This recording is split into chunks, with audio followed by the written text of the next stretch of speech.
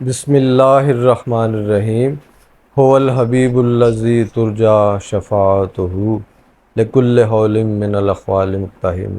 معزز سامعین، خانقاہ سے آپ کی خدمت میں سلام پیش کرتا ہوں۔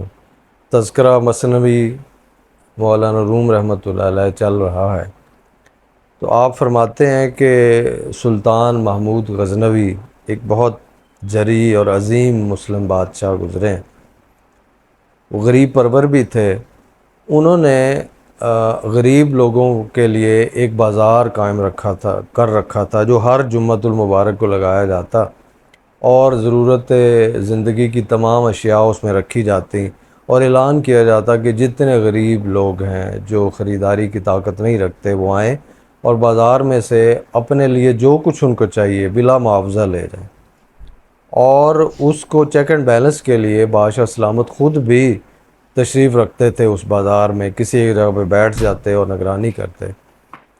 تو سینکڑوں لوگ، غریب لوگ وہاں پہ آتے، اپنی ضرورت کی چیزیں بلا معاوضہ لے جاتے۔ ایک دن ہوا کہ ایک مائی صاحبہ، بوڑھی سی ایک خاتون آئیں اور بازار میں انہوں نے خریداری کرنا شروع کی۔ ایک تھیلا پکڑا ہوا تھا، لیکن وہ کچھ خرید نہیں رہی تھیں۔ وہ کبھی ایک دکان پہ چلی جاتیں، کبھی دوسری دکان پہ، کبھی تیسری پہ، چیزیں دیکھتیں لیکن چھوڑ دیتیں۔ چلتے چلتے چلتے وہ بادشاہ کے خیمے تک پہنچ گئی۔ پوچھا کہ اس خیمے میں کون ہے؟ تو دربان نے بتایا کہ جناب سلطان محمود غزنوی تشریف فرما ہے۔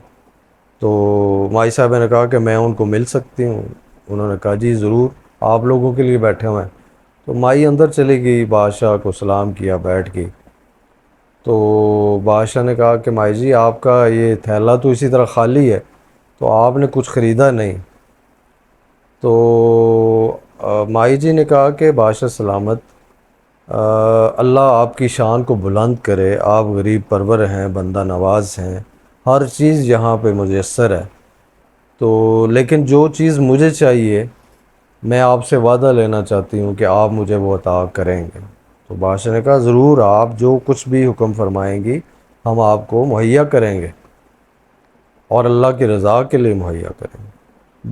مائی جی نے دوبارہ پوچھا کہ سلطان محمود، جو میں چاہتی ہوں کیا مجھے تم وہ مہیا کرو گے؟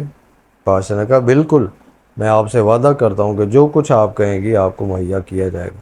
مائی جی کھڑی ہوئی اور چلتے چلتے انہوں نے سلطان کا بازو پکڑ لیا، اور انہوں نے کہا کہ اے سلطان محمود غزنوی، اس بازار میں سے مجھے کچھ نہیں چاہیے، مجھے تم چاہیے، مجھے تمہاری ضرورت ہے۔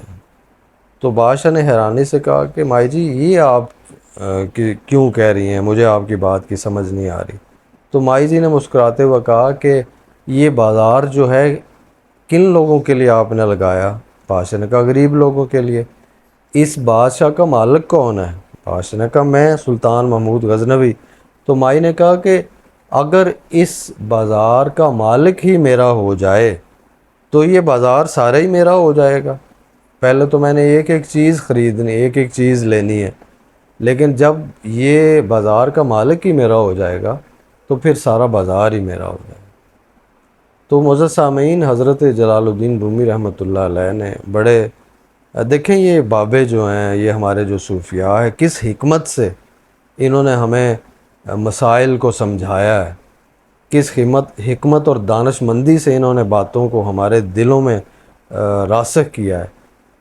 تو بہت بڑی بات سمجھانا چاہ رہے ہیں کہ اگر کسی چیز کا مالک ہی ہمارا ہو جائے تو وہ چیز بھی ہماری ہو جاتی۔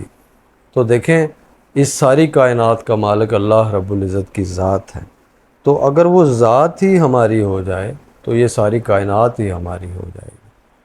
تو جس طرح حضرت میاں محمد بخش صاحب رحمۃ اللہ علیہ کا ارشاد گرامی ہے نا کہ تو بیلی تے سب جگ بیلی، ان بیلی بھی بیلی، یعنی اے میرے مالک، اے میرے اللہ، اگر تو میرا ہو جائے تو یہ ساری کائنات ہی میری ہو جائے گی۔